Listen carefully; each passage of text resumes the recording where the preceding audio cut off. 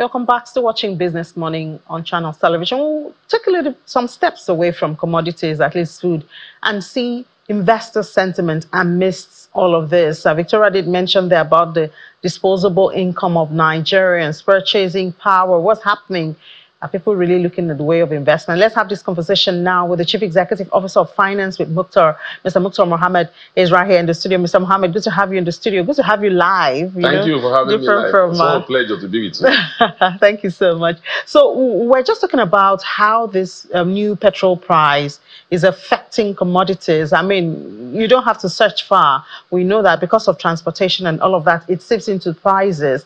But talking about disposable fund, which is what is used for investment mostly. People will eat first and travel before they think of investment. So I wonder is it in the early days, have we seen the impact of this new price on investment and investor sentiment? Well, we've been seeing the impact in the equity market for a while now. Retail investors are practically not there any longer because the high net investors are still there, but institutional investors are still there, but the retail investors seems to be losing out. Even if you look at the current right issue, public offer, like you said, a lot of people, if you don't have money to eat, how do you want to invest?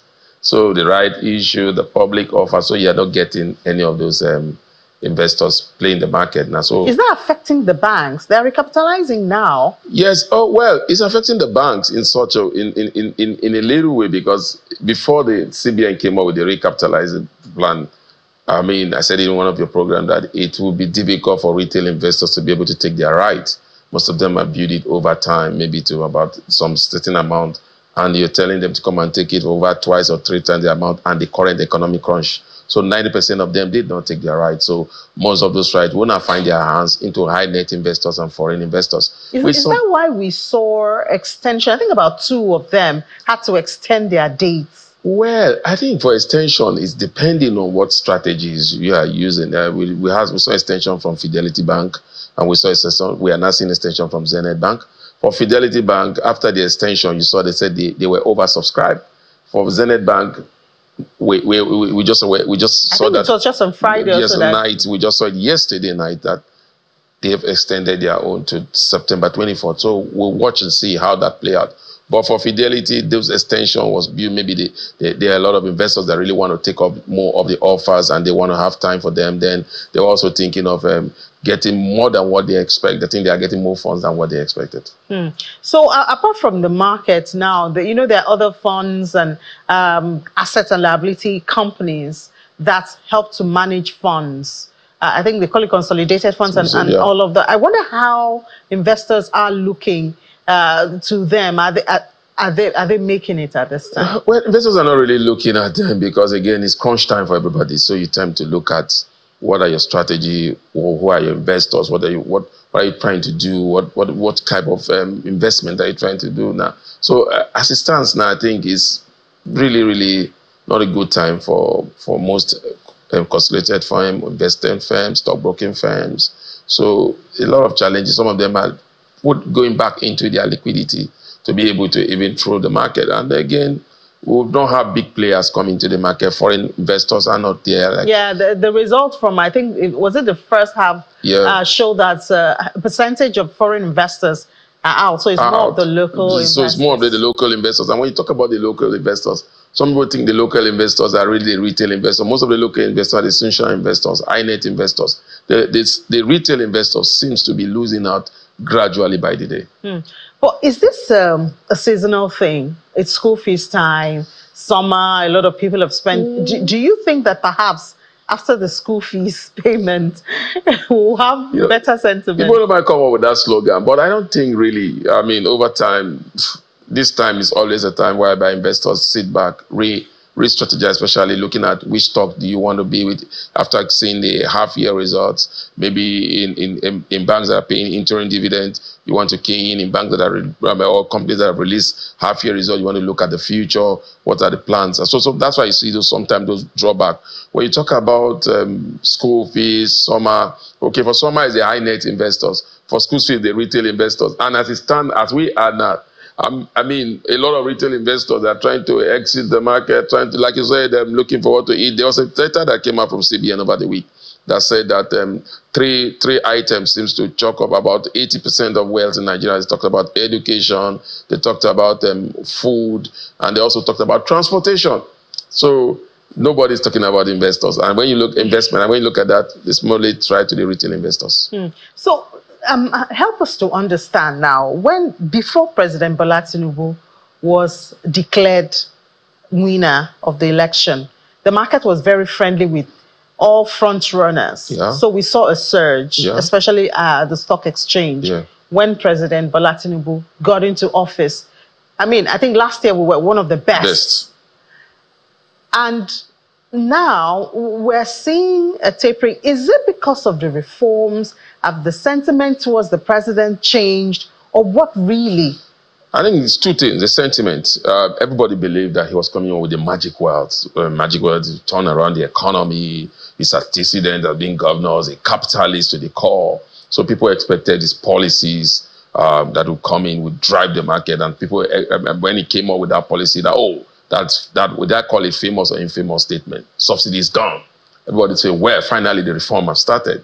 Then along the line, people begin to see that, oh, look, there seems to be a drawback. Policy somersault here and there. Today is this, tomorrow is this, especially from the monetary side. CBN is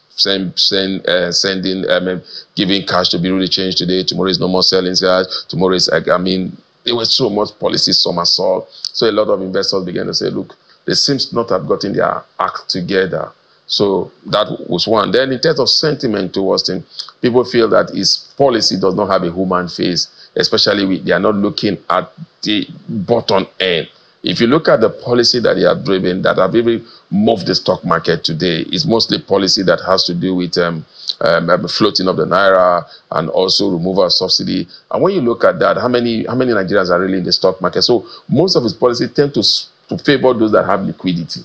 Those people that already have liquidity. Doesn't seem to favor new entrants into the market. So what you're seeing, you're not seeing new entrants. So a lot, that's why you seem to be slowed down, especially with the recent pronouncement that, oh, coming from NNPC, we've been paying subsidy over somewhere, and people is like, oh, we thought subsidy is gone. So those policies somersault that you see either from the monetary side or from the physical side, it's not doing the market any good. Yeah, but the administration also has some things to boast about. For instance, the convergence of in the FX market between the parallel and the official market. We've seen that space reduce. We've seen inflation taper one way or the other. One way or the other, taper. That might be counted. I mean, that might be counted as some of the benefits of the reform. When people say that, sometimes I say, okay, fantastic, you've done that, but what is the impact? You came in, exchange was 760, you moved the rate. At a point, it was 960. It's the first time we've seen that the official market was trying to catch up with the parallel market.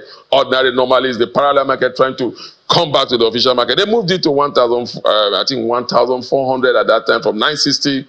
And you saw the crisis that got it to 1,900. They intervened again. We saw it came down to 1,300. People say, wow, we are going to get hit 1,000.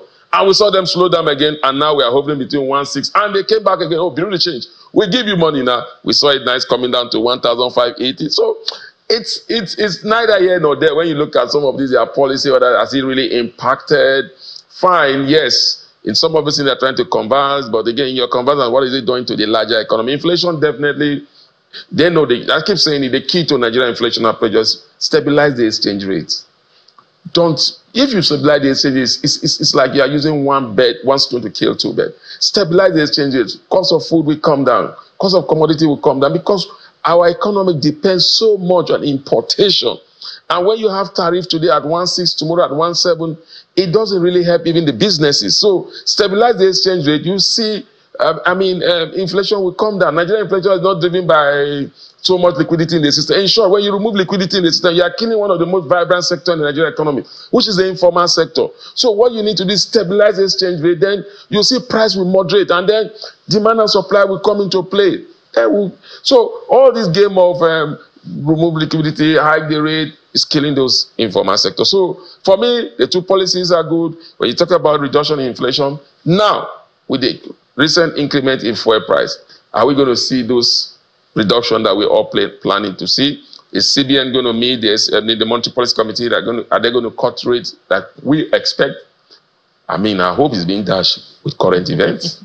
But I mean, we're counting down to U.S. rate cuts, so perhaps that will pave the way. U.S. rate cut would definitely not be to our advantage, because again, with a U.S. rate cut, the foreign direct investors that you normally want to come to Nigeria would definitely not want to come, because that means their investment in their own place will be very stable. They'll make better returns. Inflation is already coming down, so it's not going to be to our advantage when you have that rate cut. But it will be to our advantage in debt servicing. Well, when you talk about debt servicing, fantastic. But again, those are debt services. We are still battling how much debt are we owing, how much are we really paying, are we still borrowing, are we not still borrowing? So that's the major challenge. Nigerian problem as it stands now is for this administration to do just two things. One, try to see how you can fight inflation by going to the core, what is really the core issue of inflation. I guess that'll be the Fiscal Authority. There's a Fiscal Authority, because it's a situation whereby you're talking about, okay, give an example of Dangote Refinery. You're saying Dangote Refinery can actually have a fixed rate in terms of exchange rate. Then you are saying you fix it, you're paying Naira. Then you say people that are bringing goods that are going to be consumed by 80% of Nigeria, you say willing buyer, willing sellers. You said, okay, you'll be a reduction in terms of food importation tariff 2 months after. They're still waiting for a memo from the Ministry of Finance to say which item and which item. This was a statement that was made over 2 months ago. These are part of what investors are looking at. You make a statement, then you come to the bottleneck, you come to the implementation. You are looking from a memo from Mr. President. You are from Mr. President.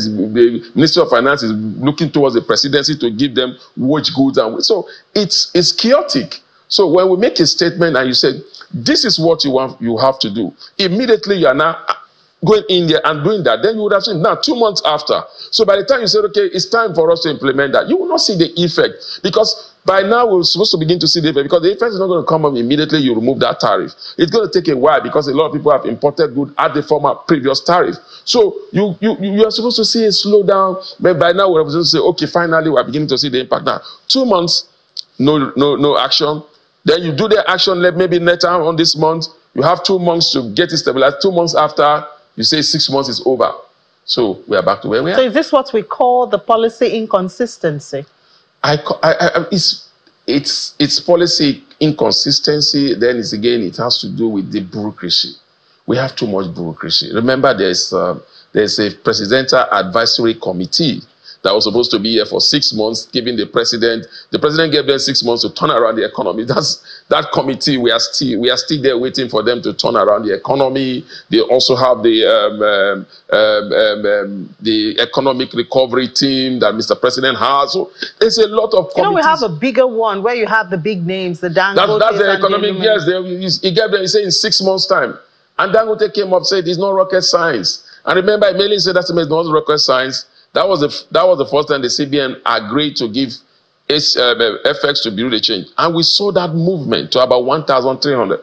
After that, the CBN came and said, "Look, we are going to revoke some licenses." Well, so it's chaotic. It seems to say this thing, and it seems to be working. Then you go back, and then when the heat is on again, you come in to try to intervene. Now we see it got to 1,600 people saying, oh, we might get to that 2,000. The CBN come, okay, bureau de change, come, we'll give you $20,000. Those are not. So what do you think would be a more sustainable way to handle the issue of especially our FX? I think the CBN, you see, when you use administrative method in trying to take a problem, there's a limit to what an administrative methods will go. You revoke license, those are administrative methods. You look at people that are doing infringement, those are administrative methods. What you need to do is the demand side, the demand and the supply side. How much of it can you make? Now, I would have been very excited. The Dangote refinery is here. It's going to bring down 40% of our FS if the data is right. But unfortunately, we are still talking about lifting or not lifting. So it's a big challenge. So what do we need to stabilize? We need to attract more inflow. We'll do the 500 million bond for that. We call it indigenous bond. That is fantastic. But 500 million added to our reserve is just like a drop of water in an ocean. So what product are they coming for? To attract Nigeria in the diaspora, to bring in the FX. Those are the people that are ready to come in, and the foreign direct investors, foreign potential investors are not going to be here for a long. Our president just came back from China. A lot of MOUs were signed. Look, let's not go into MOUs. The president went to Saudi Arabia. The president went to United Emirates. The president have traveled so wide to bring in investors, floating the naira, attracting investors. But multinationals are leaving the country. But again, people are still leaving. Multinationals are leaving the country. When the president was busy going to attract investment, Total was planning to invest in Nigeria, and they took the investment to Angola. I mean, so there's a lot of things that happened. Then the Minister for State for Petroleum said that there's going to be about, I think at that time I was saying about $12 billion that's coming in from investment after we lost the so-called Total Energy deal to Angola. Up to this moment, no. So what we see is, it seems to be that there is always politicking in Nigerian economy. When you see, when it looks like the people are not satisfied, then the politicians take over. You don't play politics with your economy. You don't play politics with your security. I heard this analogy from Reverend Matthew Kuka. He said they asked a young lady, "Are you in APC? Are you in Labour Party? Are you in PDP?" The answer he said is that I'm hungry. Hunger does not take to any party. So economic decisions should not be dependent on politicals, maybe it's political correct or political not correct. No, that shouldn't be our. We should come up with a strategy. You say the problem in Nigeria, we have not had a common vision on how to drive our economy, whereby each successive administration will come up and improve upon it. We always have a fire brigade. That's why we're so confident that President Tinubu, with his antecedent, is going to come up with a policy that will drive it. But I think they were so much in a haste to come up with some policy without putting the foundation. And I said it way, it's not bad. You can build your castle on the air, and it seems like you want to, then you can start putting up the foundation. We have built so much castle on the air now. To put in the foundation is becoming a serious challenge to this administration. It's too early to be harsh on the president. You see, they're saying that in local palace, they say the food that will be so sweet is from when they start preparing it, that you start to feel the aroma. So as it stands now, from the food where we are seeing, it's not looking so good. Especially, the policies are fantastic policies, but there seems to be a lack of synergy, then a lack of thought-through process. So when the storm comes, because you didn't thought through it, you panic.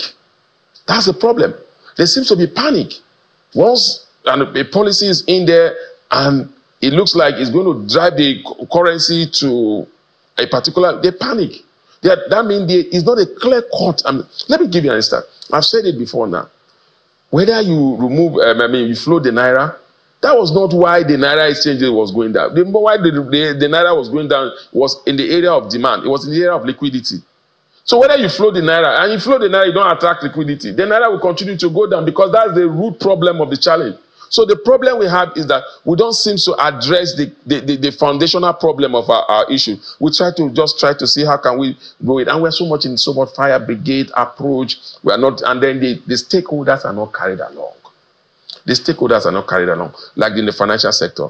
How much time do the CBN, I don't know, maybe interact with the banks, managers, the CEOs? But those interactions, don't they hold with the central bank and all of that? No, then later we see them hold is the Monetary Policy Committee meeting. And it seems to be like, sometimes you ask, look, when you have the Monetary Policy Committee meeting, I'm sure they should have discussed about the windfall tax. But when that announcement was made, it came like a shock to all of them. Especially when it was moved from 50 to 70%. I think that came from the lawmakers. Well, let's leave our lawmakers. I think, fortunately, we have some good people in the lawmaking house. I mean, former MDs of a bank like Tokumbo, Afiru, who's heading that. So sometimes you just wonder what really went wrong. If you are part of the system, you should know what to do and how to go about it. The only positivity in Nigerian economy, the only global player we have in Nigerian economy, as it stands today, is the financial sector. Why are we always trying to put so much pressure on that sector? Like if that sector is the one eating up Nigeria. That for me is a challenge. When the CBN came in, the current management of CBN came in, they came in like with a big stick that, oh, now we are here to deal with these banks. You banks, you have been doing infringement. Oh, no, that's not it. You need to call them. You need to look at them. You need to say, how can we work together? Especially when you were dealing with a very, very serious issue like FX. And you and I know that some of these banks have load of FX offshore. Why is it so difficult for us to liberalize that FX market? whereby the banks also could be a big player. Why is it so difficult? It's just the same thing that is happening. Why is it so difficult for us to liberalize the petroleum? Why is it so difficult for us to tell NNPC, come to the market, become a private company, let's run you like we run LNG? Why? I think that was a sensitive one, the one you talked about NNPC, because we had that promise years ago, but we're yet to see them in the NNPC market. And a lot of people have said a lot of the things that the country is going through is because of the runnings or the workings in the NNPC. NNPC is the cash cow of Nigeria economy. As an investor, having seen those results from NNPC, will I be ready to invest in NNPC? As I stand now, definitely no. There's no corporate governance. There's no accountability. So you need to bring in, today you made 3.something trillion. Next day you are telling us that you might even go, you are broke. It could be difficult for you to. So you can't join it together. Now the only way you can look at LNG. I keep saying that was not initiated by the military, by civilian. It was initiated by the military regime of President Ibrahim Babangida. Till today, that remains the most successful oil industry. Because what do the government is out of it? What do? You just pay them dividends. So we should begin to think of NNPC is our cash cow. Fantastic. Why is Saudi Arabia Aramco doing very well? We need to study. We need to bring corporate governance, and that will be helpful. All right. Thank you so much, Mr. Mukthar Mohammed, for your time. NNPC have received a lot of knocks, especially now when Dangote Petrol is waiting to be offloaded. I think our eyes are there, but thank you so much for your time and sharing your views with us this morning. My pleasure always to be with you.